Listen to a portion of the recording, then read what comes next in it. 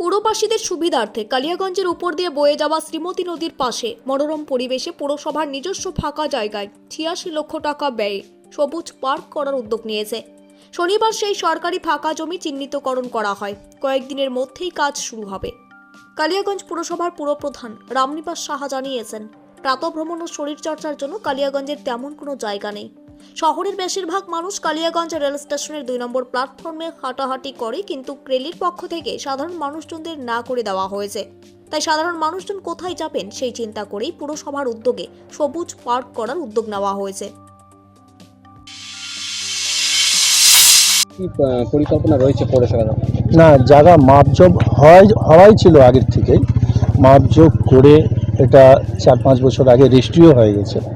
আমরা এখন এইখানটা একটা গ্রিন স্পেস, সন্ধ্যা সকালবেলা সিনিয়র হোক জুনিয়র হোক মানুষদের হাঁটাহাঁটি, নদীর ধারে একটা মনোরম পরিবেশ যাতে হয় তার জন্য একটা গ্রিন স্পেসের একটা আমরা টেন্ডার করেছি, যেটা ৮৬ লাখ টাকা আনুমানিক খরচ।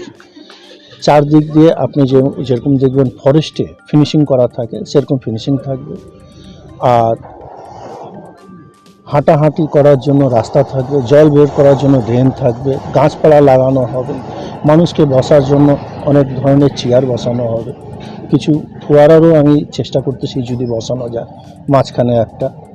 পৌরসভাবাসীর ক্ষেত্রে তাদের কতটা উপকৃত হবে? না, প্রচণ্ড। কালিয়াগঞ্জে কী আছে দেখেন না, আজকে আমরা সন্ধ্যা হলে সকাল হলে সব স্টেশনে হাঁটতে যাই।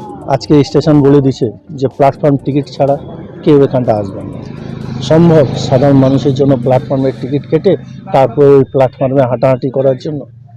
এইখানটা একটা আমার পাশে দাঁড়ায় আছে জ্যোতিদা, আমাদের পৌরসভাকে দিয়েছিল জায়গাটা, কিছু নিচা ছিল জায়গাটা, আমরা মাটি টাটি ভরে ওই গ্রিন স্পেসের একটা অমৃত 2 থেকে আমরা এই প্রজেক্টটা পেয়েছি। এটা হওয়ার পর দেখবেন একটা পরিবেশই আলাদা। কতটা জমির উপরে এই গ্রিন স্পেসটা আপনারা তৈরি করবেন? টোটালটাই মোটামুটি এখানটা যা জমি আছে ৪-৪.৫ বিঘা, টোটালটার উপরেই আমরা স্পেস তৈরি করব। কতদিনের কাজ শুরু হবে?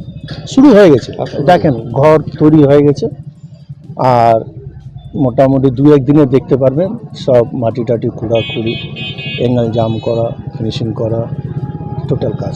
দেখেন মাটি ফেলা হচ্ছে, কিছু কিছু জায়গা মাটি এখনও লাগবে, সেখানটা মাটিও ফেলা হচ্ছে। উত্তর দিনাজপুর থেকে সীমান্তের কথার বিশেষ রিপোর্ট।